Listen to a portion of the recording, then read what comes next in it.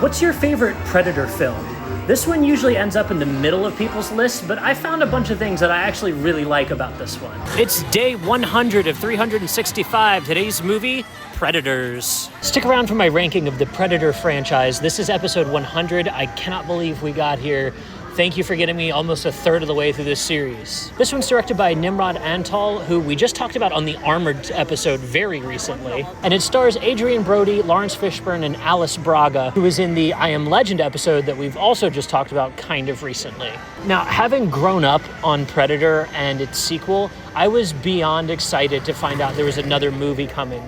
But then to find out that Robert Rodriguez was involved, who was involved with Sin City and Spy Kids, movies I had grown up on that I loved. This felt like an absolute home run. When I left the theater, I felt like it had been. This was an era for legacy sequels before legacy sequel was a thing. And so these movies were often allowed to be kind of weird. This is not the kind of Predator sequel that you get in our modern era. We could thank Shane Black for the one that he gave us that follows that legacy sequel formula a little more to the letter. This one, on the other hand, is kind of off in its own world, literally, and I love that. Sitting down in the theater, you didn't know what kind of a movie it was going to be for the first full 25 minutes until they finally reveal this is a full off-world sci-fi adventure.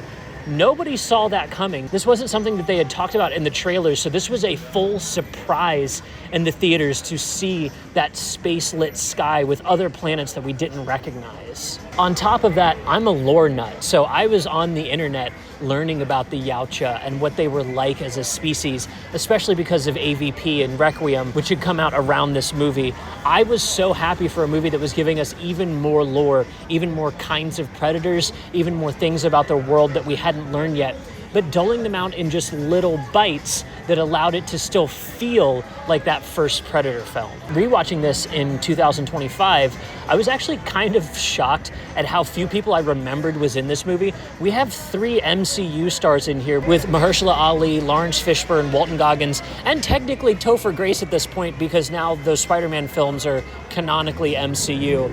Listen, we don't have to talk about that. I just think it's crazy how much Marvel's in this movie when the Predators canonically crossed over with the DC universe. So let's talk about what I know you're here for, my ranking of these movies. This isn't going to shock anybody. Predator, the first one, is obviously the best one. I would put Prey as my easy number 2, and then this is actually my third. I think those 3 movies together make a perfect Predator trilogy. Predator 2 is my redheaded stepchild that I still love a lot. It's goofy and weird, and I kind of want to make it more an honorable mention than actually put it in the list, but if I had to, it's right under Predators for me.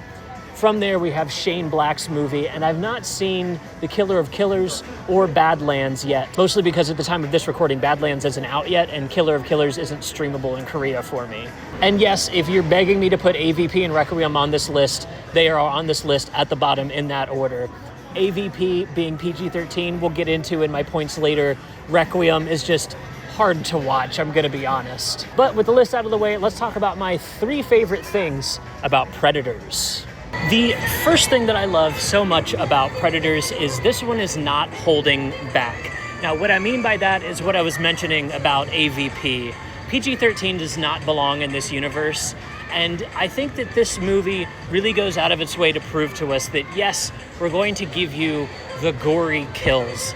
There are 2 different decapitations, 1 vivisection, a spine removal of Walton Goggins, no less. This movie is just not holding back, and I really, really appreciate that in a Predator movie. Even in the first one, it's not quite as violent as you remember it. The violence is more obscured, it's more off-screen, it's kind of pushed off in a way for the most part. Now, there is some absolutely crazy violence in it, but at this point in our film history, we're actually able to do just crazier stuff. This movie's mixing practical and CGI effects to great effect, if you ask me. The spine removal's obviously my top number 1 favorite. I totally forgot that happened to Walton Goggins' character too. So for that to be what pops up, I couldn't remember if it happened to him or Laurence Fishburne or the Russian, just because it'd been so long since I'd seen the movie. So for it to be Walt Goggins that gets his spinal tap, oh my God, that was so much fun. Honestly, most of the kills in this movie end up being fantastic, even down to the final kill of our alpha predator. It's bleeding out of its face so much and gets decapitated and beat down to the point that the line, if it bleeds, you can kill it, has a whole new gory meaning that I just absolutely love. They took it to that level, and I really appreciate it for that. It's beyond Prey, if you ask me. Prey is great and still very violent, but I think Predators is the most violent of the series so far. The second thing that I love so much about this movie is the way that it adds lore, but subtly. It's not going all out. We're not going to the Yautja planet to learn about their society by immersion. Instead, we're going to one of their hunting lands. We're learning a little bit more about why this is so important to them, why their technology is almost worship. We also learn that they use hunting animals and different various kinds of traps and psychologies. There's a whole hunting society behind this, but instead of immersing us in it in a way that's just super sci-fi, it instead allows us in through the mindset that all of our killer characters use across their careers. This is why Topher Grace is here. This is why Walton Goggins' prisoner character is here. Everyone here being a killer is very important to the story because we're learning a little bit about each of their psychologies. There's honor and respect in the Yakuza guy. We see that in that Kurosawa-esque kill that we'll talk about a little more later. There's more going on here underneath the surface, and I appreciate that. It's a compare and contrast, a parallel between our society and the Yautja, and saying maybe these guys aren't villains exactly for being as violent as they are if these are the people they can pick up on our world. A whole ass IDF soldier being here is making a big statement about what Israel is like to the Yautja, that they would identify that as a violent society to pinpoint. And the same goes for our lead being an American with his big ass American gun. I love that even though this is just a violent action man movie, it's still making a statement, and that's kind of dope. The third and final thing that I love so much about Predators is it just has so many juicy bits. The first movie, I think, is still the most cohesive plot and story overall. I understand why that's the top of everyone's list. It's really hard to top that movie. This one, on the other hand, feels more inspired by the comics. Yeah, there's an entire series of Predator comics that are worth checking out as they tie into the Alien universe, and as I mentioned, tying into things like the DC universe. That's right, Batman has gone up against the Predator. This movie feels inspired by all of that. So we get sequences like a Yakuza gangster going up against a Predator in a flowing nighttime field of grass. Just the addition of that tells me what these guys were on. They know how cool it is to run with this pitch. This is the kind of pitch that in the 1990s, you sitting around with a bunch of your high school buddies go, damn, wouldn't it be cool if they made a Predator movie, but like a killer from each society, all pitted together into a uneasy team where they have to fight the Predator? Yes, that would be cool. It makes a dope-ass fucking movie, and it gives us opportunities for scenes like that. It gives us opportunities for scenes where we get an evolution of what happened at the end of the first one.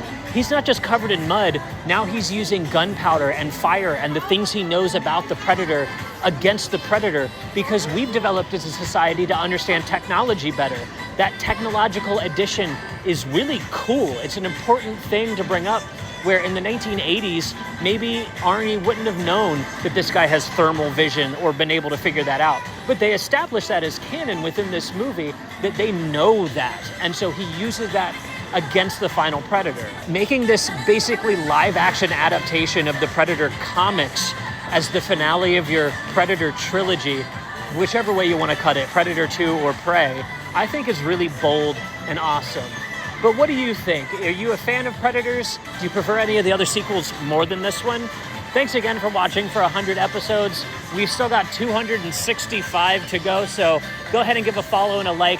Leave me a comment with your thoughts. The next movie we're going to talk about is the third of the top IMDb 100 that we've talked about on this list so far. Our next movie is Inception. And as always, I'll see you tomorrow.